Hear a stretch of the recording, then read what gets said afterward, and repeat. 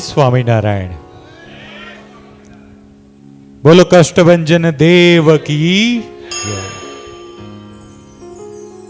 વાલા ભક્તો, આપણે સૌ એવી ધરતી ઉપર છીએ જ્યાં ભગવાન શ્રી રામ ચિંતિત હતા કે કેવી રીતે સીતા સુધી પહોંચી શકાશે.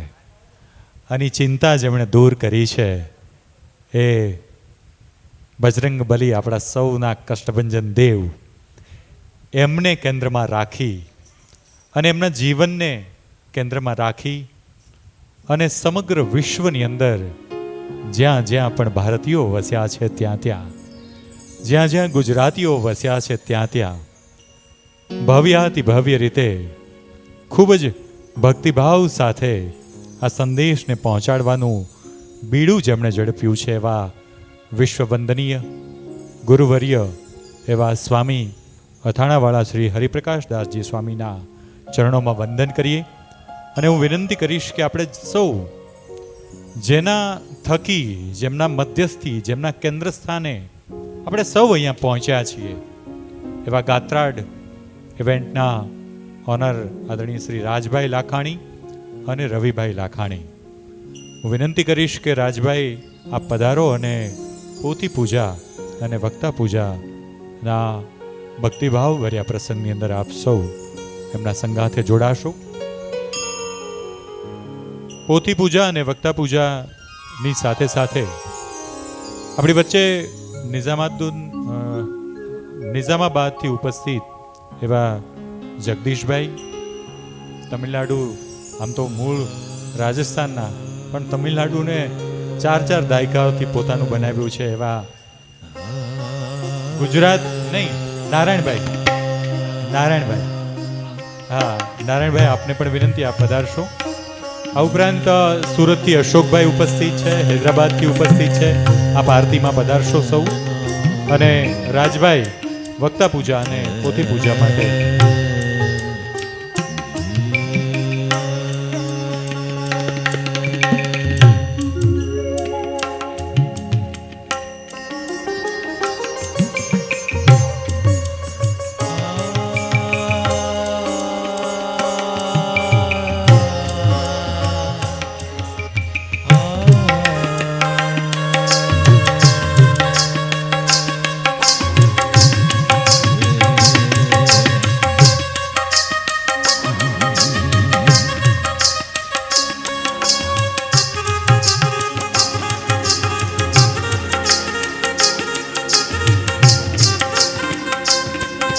વિનંતી કરીશ કે આરતીમાં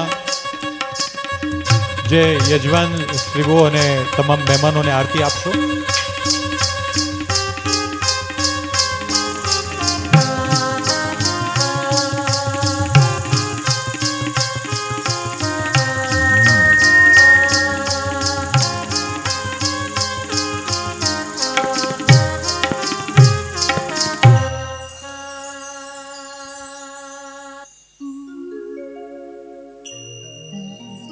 આરતીના સુંદર મજાના પ્રસંગની અંદર આપણે સૌ સંગાથે પ્રવેશ કરીશું. કારણ કે જલા હૈ જબ સે એક દીપક અંધેરો કો ये दहशत है, जला है जब से एक दीपक अंधेरों को ये दहशत है, कहीं दीपक से दीपक जल के दिवाली न हो जाए.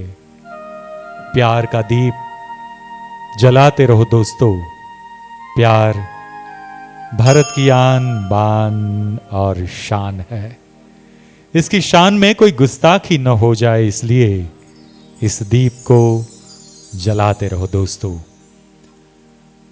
हनुमान चरित्र कथाનો પ્રારંભ આજે રામેશ્વરમની આ પવિત્ર ધરતી ઉપર થવા જઈ રહ્યો છે.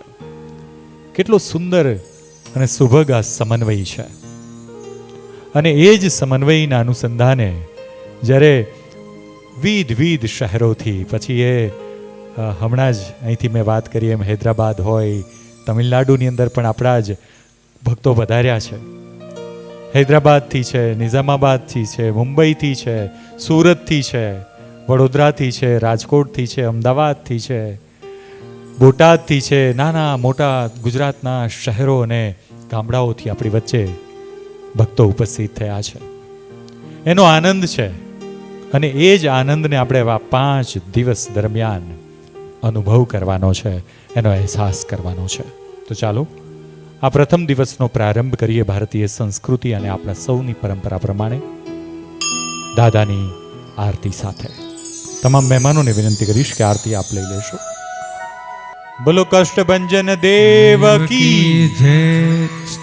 આપણી વચ્ચે રાજેન્દ્રભાઈ ભાવસાર વડોદરાથી ઉપસ્થિત છે. એમનો ભાવ છે સ્વામીને એક હાર પહેરાવી અને તેમનું અભિવાદન, એમની વંદના કરવાનો. આ ભાવને આપણે સ્વીકારીએ છીએ. સૌ ભક્તોને વિનંતી છે કે આપ આપની જગ્યાને બિલકુલ ન છોડો. આપ સૌને ખબર છે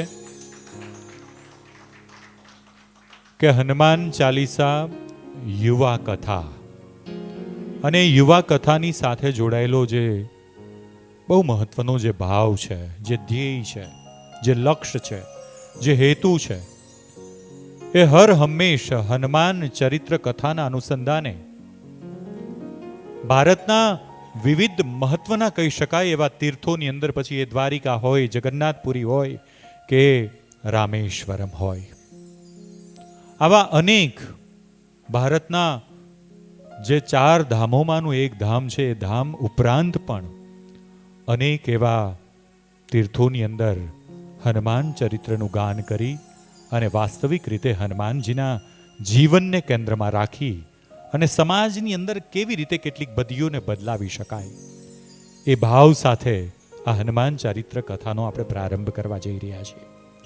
પરંતુ શા માટે, ક્યાં આપણે ગુજરાતમાં, ક્યાં આપણે સાળંગપુરમાં કેટલી વિશાળ મેદની હોય, લાખોની સંખ્યામાં યુવાનો હોય, અને આપણે આટલે દૂર જ્યાં ભગવાન રામના ચરણો આ ધરતી ઉપર પડ્યા હશે અને એમના મનમાં જે ચિંતા હતી એ ચિંતામાંથી મુક્ત કર્યા હોય દાદાએ, ત્યારે એ ભાવ કેવો હશે આજે આપણે સૌએ એ અનુભવવાનો છે. અને આ બધાની અંદર કંઈક એવું છે, આમ તો હું હંમેશા એમને બેકબોન કહું છું, એવા બેકબોન, કારણ કે આપણા શરીરની અંદર કરોડરજ્જુ ન હોય, તમે વિચાર કરો, તમે ઊભા ન થઈ શકો, તમે બરાબર બેસી ન શકો, તમે બરાબર ચાલી ન શકો, એમ સાળંગપુર કષ્ટભંજન દાદાના દરબારનું બેકબોન એટલે નીલકંઠ ભગત.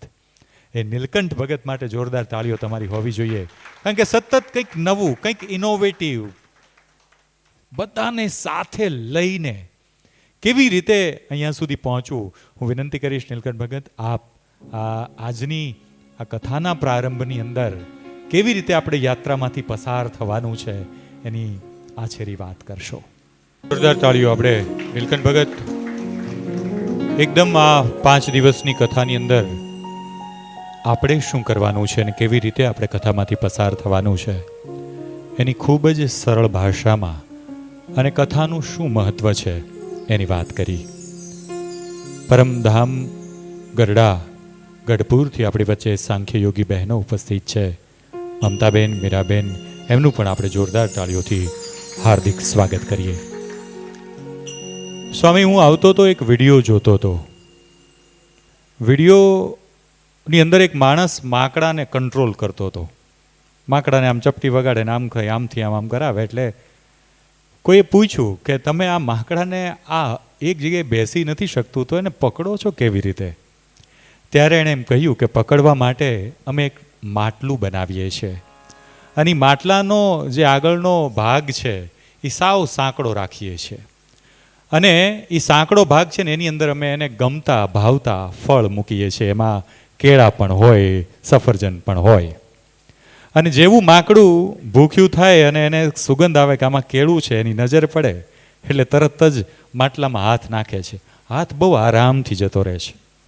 પરંતુ જેવું કેળું લઈને હાથ બહાર કાઢવા જાય છે એટલે હાથ બહાર નથી નીકળતો, હલવાઈ જાય છે. બહુ પ્રયત્ન કરે છે. ઘણીવાર આપણને પણ એવું થાય કે કંઈક વસ્તુ બહાર કાઢવું છે એટલે એની ત્રિજ્યા વધી ગઈ, એટલે સ્વાભાવિક છે કે એ માકડાનો હાથ માટલામાંથી આમ નીકળતો નથી. કેટલાય પ્રયત્ન કરે છે. જો એ કેળું છોડી દે તો આરામથી હાથ બહાર નીકળી જાય, પણ કેળું પકડી રાખે તો હાથ બહાર નથી નીકળતો. વાત અહીંયા અટકાવીને એ કહેવું છે કે આપણે પણ ઘણું બધું એવું છે જે પકડી રાખીએ છીએ, અને પકડી રાખીએ છીએ એટલે આપણે વાસ્તવિક જીવનનો આનંદ માણી નથી શકતા. તમે બધાએ ઘણું બધું મૂકી દીધું છે. કેટલાકે એમના મા બાપને મૂકી દીધા 5, 10, 15, 20 દિવસ માટે. કેટલાકે 10, 12 દિવસ માટે એના બાળકોને મૂકી દીધા.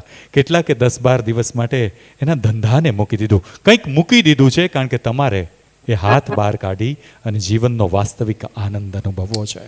કેટલાકે કેટલીક સગવડતાઓ મૂકી છે, કારણ કે તમે લક્ઝરિયસ ફેસિલિટી ચોક્કસ ભોગવો છો. અને અહીંયા કેટલીક એવી અગવડતાઓ છે, એ બધી જ તમે એટલા માટે ભોગવો છો કારણ કે તમારે એ સગવડતાને છોડી દેવી છે. અને છોડશો એટલે જ આ સ્થાનનો આનંદ, આ કથાનો આનંદ આપણને ચોક્કસ આવશે.